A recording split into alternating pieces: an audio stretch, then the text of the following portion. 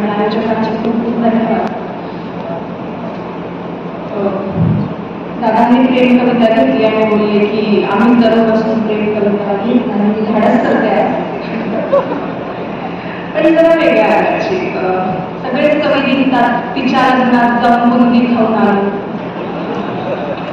आता कवी तरी चालले त्याच्या लग्नात गुलाबजामुन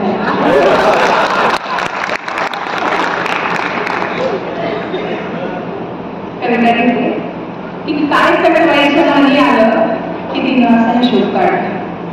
काय सटवायच्या मनी आलं की तिनं असा हिशोब काढला. या बाबूचा लाडू तिनं त्या माणसाच्या ताटात वाढला. ज्याच्यावर हक्क सांगत गर्व केला आता त्याच्याच लग्नाला जायचं. उंची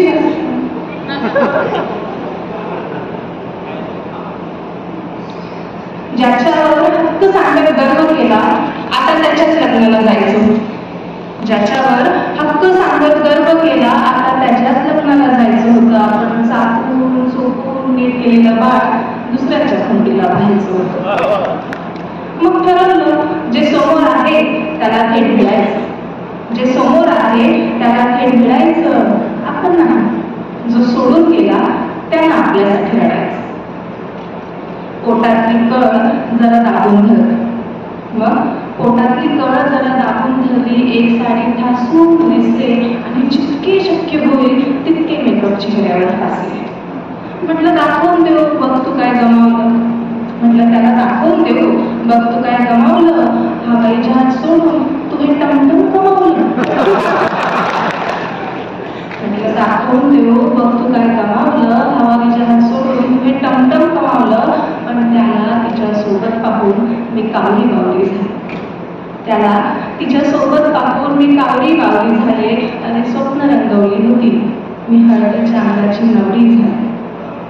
भानावर आले डोळे पुसले मेकअप सारा पसरून गेला.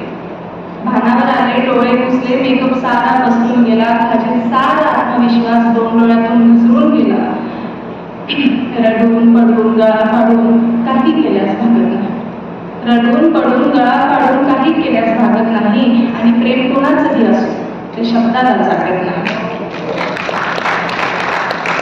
प्रत्येकाच्या वाट्याला ही एक व्यथा असते. प्रत्येकाच्या वाट्याला ही एक व्यथा असते ज्याच्या त्याच्या आयुष्यात एक अव्यक्त कथा असते. आता आठवणी सांगते की किती कौतुकानं तू माझ्या मागं फिरत होता.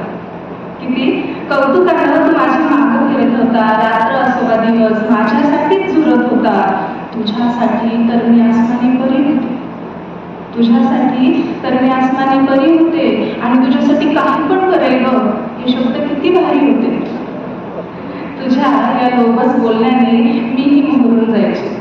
आणि तू माझ्या आत्याचाच मुलगा आहे असंच सगळ्यांना सांगायचे. ती मखमली स्वप्नांची रात्र पलटली आणि हा दिवस आला. ती मखमली स्वप्नांची रात्र पलटली आणि हा दिवस आला. अरे MPSCच्या गुऱ्हाळात अनेक प्रेमकथांचा चोथा झाला. मला धीर देतानाचे तुझे शब्द किती उथळ. मला धीर देतानाचे तुझे शब्द किती उथळ होते. अगं घरचेच ऐकत नाही हे तर अगदीच पोकळ होते. हसऱ्या नाजूक चेहऱ्यावर तुझ्या कशी व्याकुळ व्यथा आहे का तुझ्या डोळ्यात माझ्यासारखीच कथा आहे. नजरेस नजर झाली शब्द अजिबात फुटत नव्हते. नजरेस नजर झाली डोळे अजिबात हटत नव्हते. माझी ओळख करून देताना त्याला शब्दही फुटत नव्हते. मग मीच म्हटलं मी वर्ग मैत्रीण माझं नाव बानू. मीच म्हटलं मी वर्ग मैत्रीण माझं नाव बानू. मी मानलेली बहीण आणि तूच याची जाण.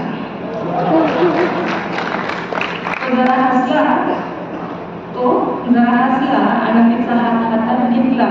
एक काटाच रे माझ्या काळजात रुतला. वेळ मारून नेण्यासाठी मला विचारतो ही कशी आहे. वेळ मारून नेण्यासाठी मला विचारतो ही कशी आहे. तुझ्या सारख्या गोल कपासाठी हीच योग्य कशी आहे.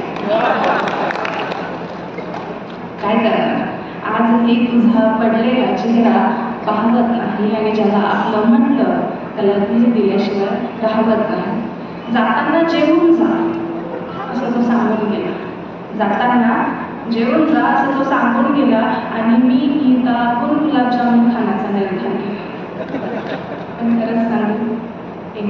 पायाखाली उतरला नाही आणि त्याच्यासोबतचा तिचा फोटो अजूनही डोळ्यातून ओसरला नाही.